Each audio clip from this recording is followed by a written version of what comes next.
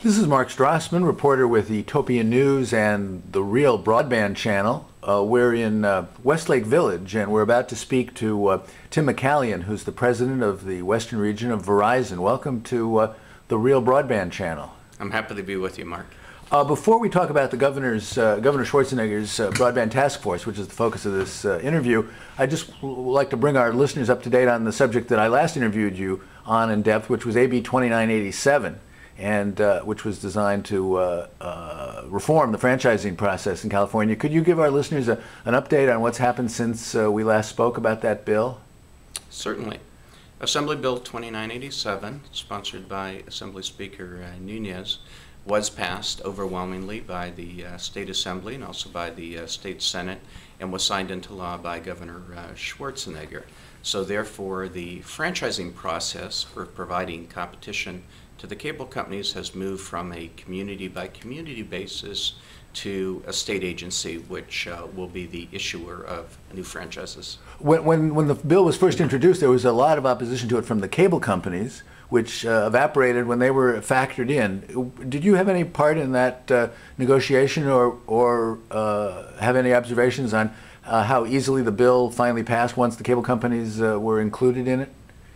Well, certainly the issues that the cable companies brought up were addressed, and throughout the process, what the author of the bill, the speaker, and also the co-authors such as Mr. Levine strived to do was to narrow differences so that they could arrive at a consensus bill. And to a large degree that happened. You can never make everyone happy, but to a large degree the major issues were addressed. And what are the practical implications now for for subscribers in California, for municipalities, and for Verizon going forward with FiOS as a result of the passage of AB 2987? Well, this bill is good news for consumers. The practical implications are consumers are going to have a choice for the provision of cable TV service that they did not have in the past, and they're going to have a choice on a much more rapid basis. So it's all good news from a consumer perspective. From a municipal government perspective, franchise fees were preserved in the bill for municipal governments. Public education and government channels, the so-called PEG channels, which were very important to local governments, were ensured to continue along with funding for those channels. So I think it's all good news as we move forward.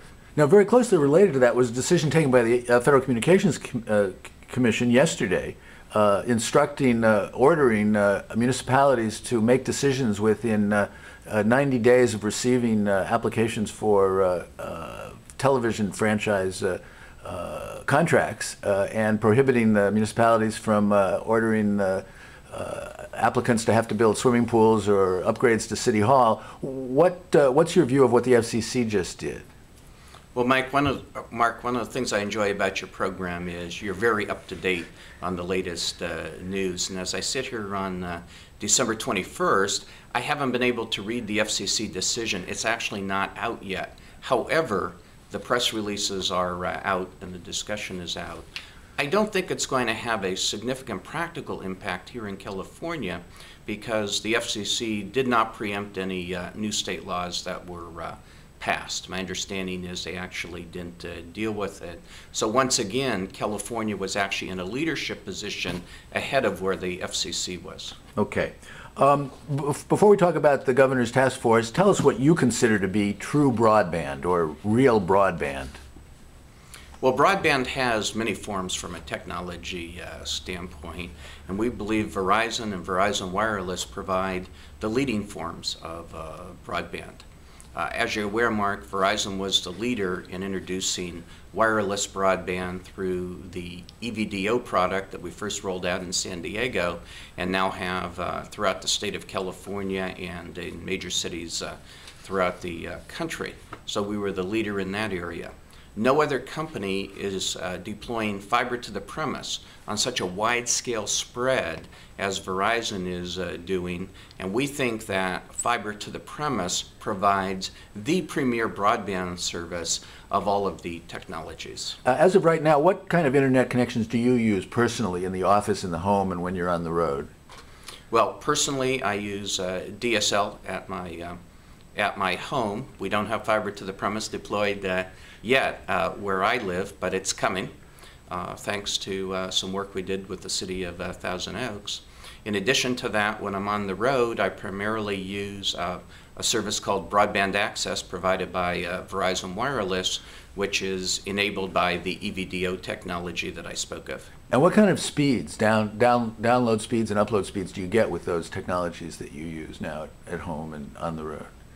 Well, the speeds that I get at home vary between 1.5 megabits and 3 megabits service for the DSL that I have at home. Generally, I haven't actually tested the EVDO product, but it generally is advertised to be about 564K with bursts that go considerably faster than that at times. It does depend upon the location. If I have a very strong wireless signal, I will get faster speeds. If I'm in an area that doesn't have as good a coverage because of some of the hills and other impediments, the speed may be a little bit slower. Okay, so you're the head of a large telecommunications company, and you get 1.5 megabits per second. Tens of or millions of people in Japan and Korea pay about $40 a month and get 100 megabits per second in both directions. How do you account for that, and when can you and I expect to get that kind of service for those kind of rates? And what's Verizon doing in that direction? Well, Verizon's building the leading broadband network with its fiber to the premise program, and the fiber is capable of 100 megabits of service when there is in fact a consumer demand for that service. Today in California, our highest speed is 50 megabits. In other parts of the country, in California, the highest residential speed is 30 megabits.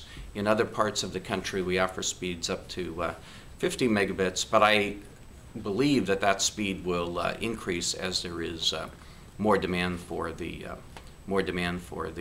service. The only reason I don't have higher speed service at my home is that deploying fiber to the premise is a major construction process, a major undertaking, and we are doing it basically on a community by community basis, and we just haven't reached the particular area that I live in. Okay, we're going to come back again to this 100 megabits for $40 after we talk about the task force and in the context of the task force. Tell us now about how you were made a member of Governor Schwarzenegger's broadband task force, and did you get a call at 6 in the morning? Were you involved in the preliminary discussions to select yourself and other people? Talk a little bit about the process, about how the task force was set up. Well, the task force was set up by executive order of Governor Schwarzenegger, and he announced his intention to appoint a number of people to the task force. Being the president of Verizon California and its main representative in the western United States, I was very interested in having Verizon serve on that task force. And the reason for that is we are the premier company in terms of deployment of broadband technology, with our leading broadband access service from Verizon Wireless, and also our Fios service that we provide over fiber to the premise.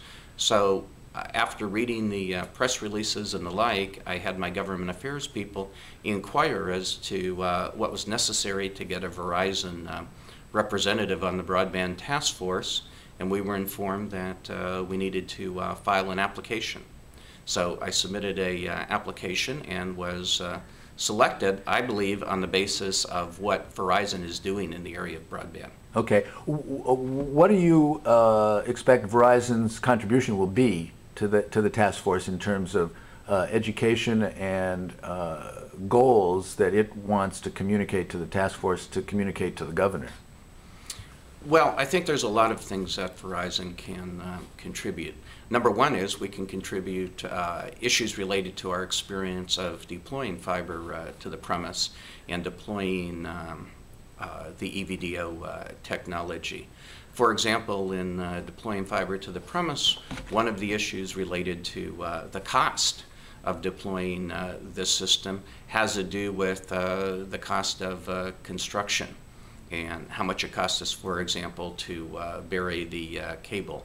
some of the requests on the part of local government in terms of restoring streets after we bore under the streets, or locations of our fiber distribution hub, that is the box that connects the fiber cables together.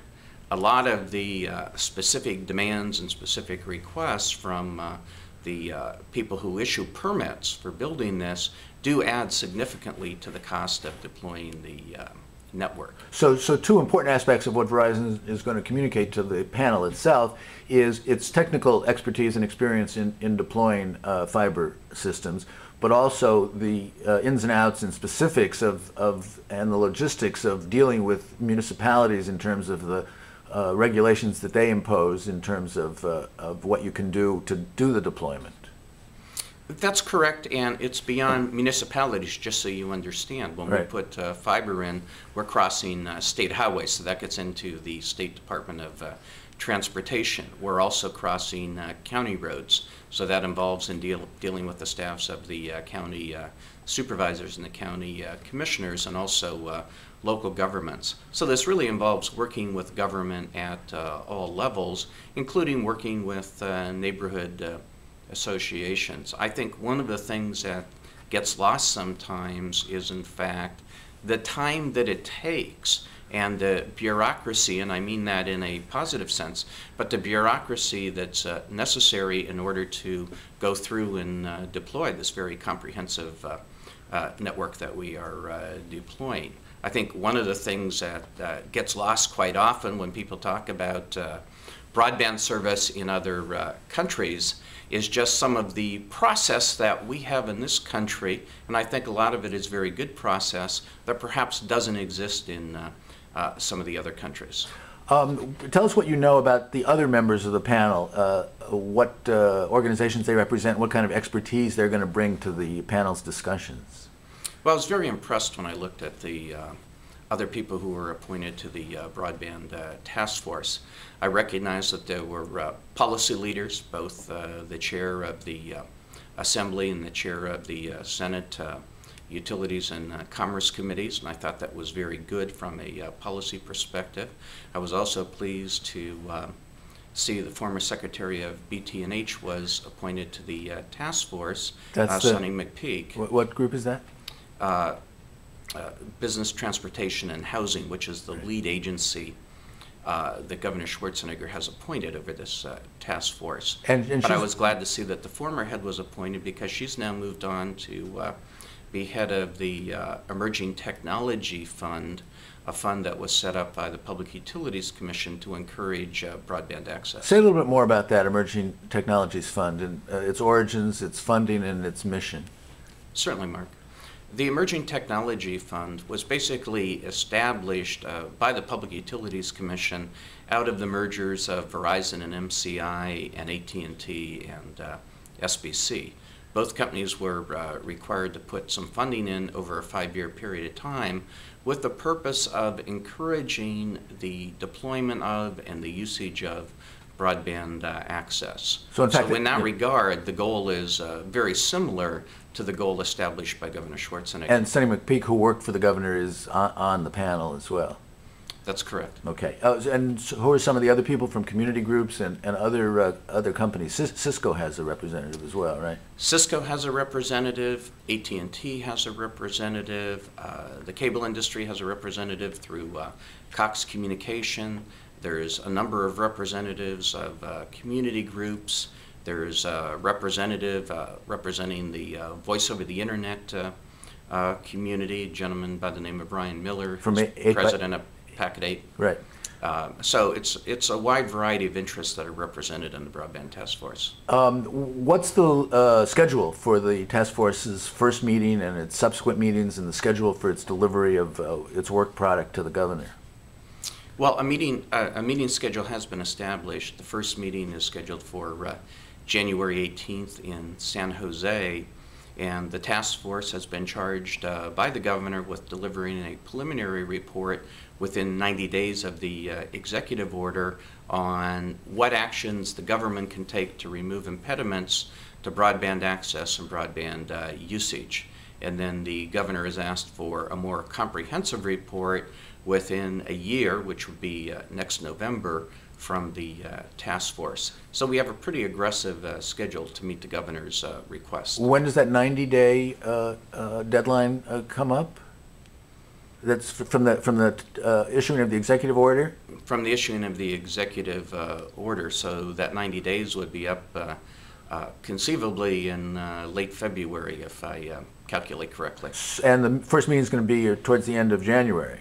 Middle of January. Middle of January. January 18th. So is the panel going to set up hire staff, or is it going to do all the work itself? I don't know all of the administrative details. To date, the leadership has been provided by the Assistant Secretary of the Bureau of, or the Business Transportation and Housing Agency.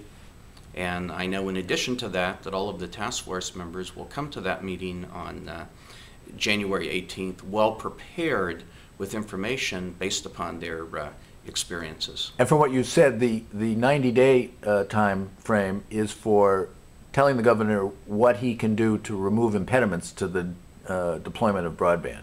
That's correct. Without scooping yourself here, what are those impediments, and what will you recommend to the panel to recommend to the governor in that regard? Well, I think it's premature, Mark. I think it will be very interesting to see what information various members bring there. Certainly there are some issues and some difficulties with cell siting, and that of course hurts both cell coverage and hurts broadband over wireless. We all want our cell phones to work everywhere, but when it comes to siting of cell towers, we sometimes have some differences, and some communities are easier to work with and some communities are harder to work with than others. That also has to do with the issue of putting in fiber to the premise, the technology that Verizon has chosen.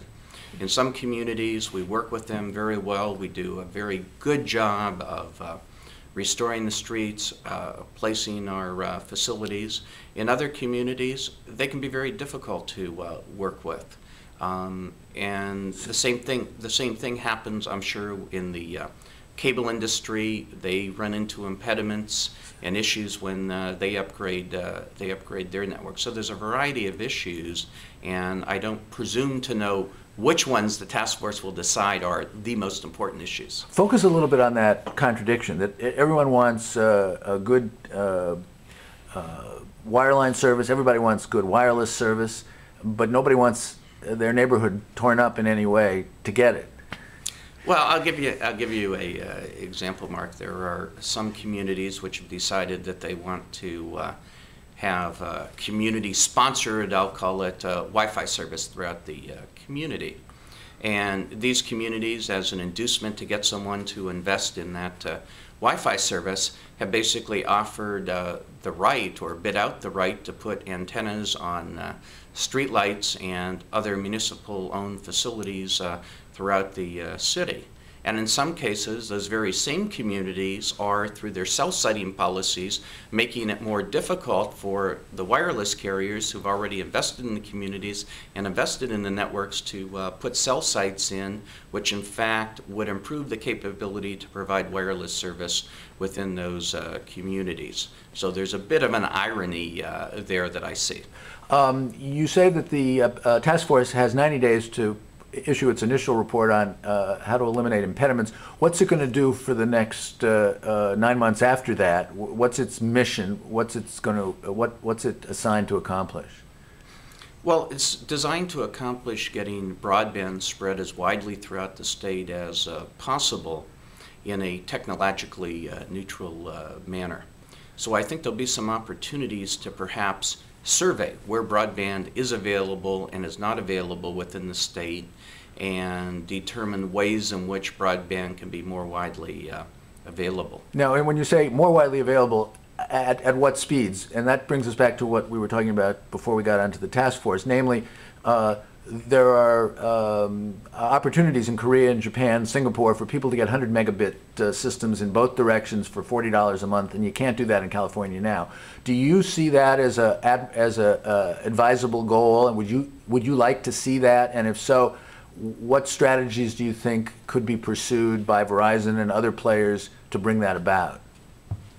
Well, Verizon is pursuing a strategy that's going to bring about the highest speed broadband as long as we are successful in the marketplace. And I think that's very important to recognize, is that in order for companies to make investments, in order for there to be private capital, there needs to be consumers out there who are purchasing services and who are willing to pay for the services. And I think if we have the right policy environment, such as the policy environment that was put in place in this country for the wireless industry, I think we will see more and more deployment and better deals for consumers. Let's try to focus on that, because what you're saying is that those high-speed bidirectional systems will become available when people demand them, essentially, and the market can support them, and the investment will be there to build the infrastructure to deliver them. Is there a chicken and an egg problem here, that when people watch television and are exposed to cable ads and telephone company ads saying, get your high-speed internet here, and it's blazing fast, and it's 1.5 megabits per second, when you and I know that 100 megabits per second is adequate for important HDTV and data transfer and telecommuting and all kinds of other uses? How can that message be communicated to the citizen user customers who need to demand it in order for you to get the investment placed to build it for them? Well, Mark, you're delivering the message that Verizon is delivering. Every time we go into a community, we're advertising to the residents the benefits of our Fios service, the additional clarity that you get in the additional high-definition television channels that are available from Fios TV. In addition, we're advertising the speeds that are available through our Fios TV offering. At the same time, at a much lower price, we're making DSL available at lower speeds. So consumers will have a choice, which is the backbone of the American system. Consumers will have a choice to get always-on internet access utilizing DSL. They'll have another choice to use another provider to get even faster speeds or utilize a newer technology that Verizon's deploying, such as its Fios service offerings. Now, one of the advantages of Fios with a passive optical network is that it's good for 5 megabits per second, and with the proper equipment at the ends, it's good for 100 megabits per second. Is that basically the technological fact of the matter? Yes, you captured it very correctly. We feel one of the huge benefits of our fiber network is that it is a passive network, meaning that we're putting light through a strand of glass, that we don't have to provide electrical powering all the way along throughout the network. So that means it can be relatively easily and relatively inexpensively upgraded to higher speeds. Well, exactly. I mean, we are putting light through fiber, and the higher speeds come from using different spectrums in the light prism. But of course, we are connecting to this nation's internet backbone and the various providers. So even when we are providing higher speeds, there's other factors that come into play, such as the speed of the website that someone's accessing, the speed of the servers that are downloading video and the like. To give our highest tech listeners just a little treat, talk about a wavelength division multiplexing and how that empowers this network to be as powerful as it is. I have to admit, Mark, I'm not prepared for this interview to speak about that. All right.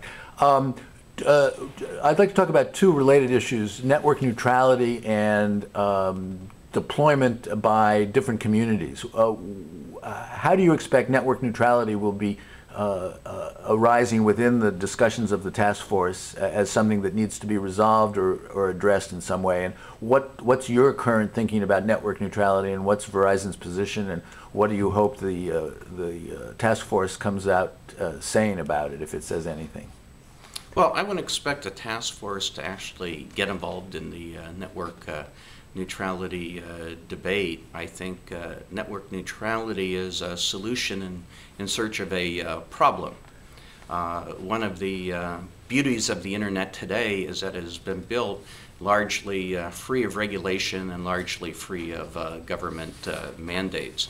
And at Verizon, we think that's the model for success, and we're making investments based upon that model for success. So it would be a shame under the guise of so-called network neutrality if the government would start regulating the internet. We think that would be very bad public policy, and also something that would be detrimental to the types of broadband investments a company like Verizon is making.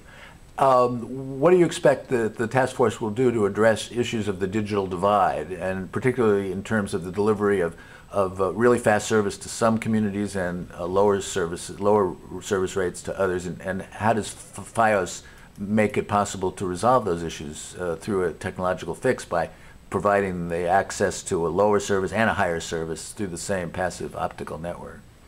Well, I think that the digital divide means many things to many people. If you talk about digital divide in terms of consumers having a choice of services and having reasonable cost options, we've seen that occur in the marketplace already. For example, Verizon and some of the other providers of DSL are offering a very attractive introductory price. People who want higher broadband speeds will go either to ourselves or to our competitors and pay a premium price for getting premium speeds. So I think the market has done a lot on its own to make access more affordable. The digital divide, of course, also has to do with the ability of consumers to have computers.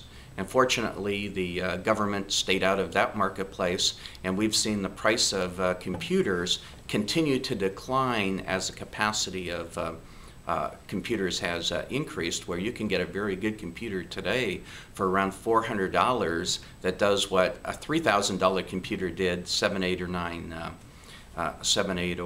9 years ago. I do not believe, reading the governor's executive order, that he really wanted to charge this task force with dealing with digital divide issues. I believe that is more in the Emerging Technologies Fund task force purview. The nice thing is that with the head of that organization also being on the governor's broadband task force, will be able to integrate in essence, the missions of both organizations. On that same issue of government intervention in free markets, what do you see as the optimal relationship between government and private industry in the expansion of broadband deployment in California?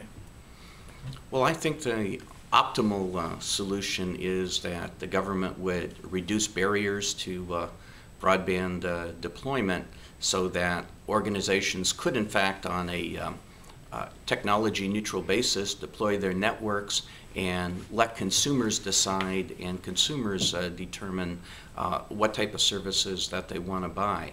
In addition to that, I think if the government is technologically savvy, and government at all levels is technologically savvy, I think we'll be able to, in fact, get broadband deployed on a wider basis. And let me give you an example. You know, there's many areas in the state that we don't have the medical facilities that need to be in those areas. And government's involved, for example, in helping establish clinics and hospitals and the like. If the government ensures that those hospitals do in fact have connectivity to the internet so that they can get opinions from surgeons located remotely or specialists located remotely, actually could use medical equipment on a remote basis, the connectivity to the internet backbone could in fact be saved could in fact be paid for by cost savings in the area of providing medical type services. It's that type of creativity that I think the government is very equipped to provide, both in the area of health and safety through the medical arena, also through things such as libraries and schools and other government facilities. So I think there is a significant role as an anchor tenant, shall I call it, to bring broadband into areas where it is currently not available. Okay, why don't you wrap up by summarizing what you see as the mission and role of this broadband task force that the governor has set up, and Verizon's role in facilitating its application. Well, I'd like to applaud Governor Schwarzenegger and his staff for taking on the issue of broadband infrastructure in California. We think broadband infrastructure is as important as water and electrical infrastructure throughout the state. It's as important as the highway system that we have throughout the state.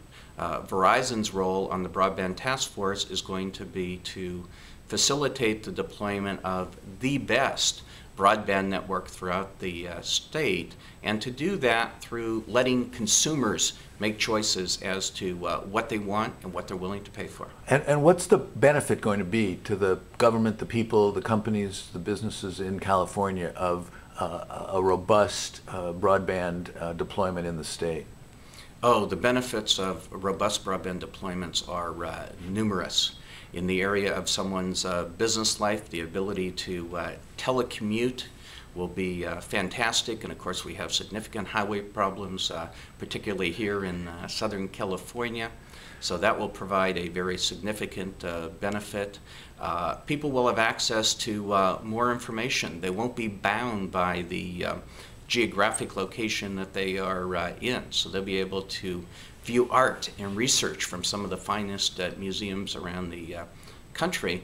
In addition to that, the internet is colorblind, and the reality of it is, if someone is putting out a business, putting out educational materials on the internet, it doesn't really matter what their background is. What matters is the product that they are able to produce and the service they're able to offer. So I think this is a big opportunity for California to maintain its technological leadership. And what implications will that have for the economy of California and the role of California in the global economy? Well, I think the ramifications will be very, very significant in the world economy. I think the United States' position is really positioning itself as an information-based technology. So with our research institutions that we have here in California, with the strength of the ideas and the technological leadership coming out of the Silicon Valley, with the opportunities created for the entertainment industry, the opportunities created for the biotech industry to get ideas from all over the world, I think the possibilities are limitless here in California. Thanks very much for talking to us about all this today on the Real Broadband Channel. Mark, I always enjoy it. Thank you.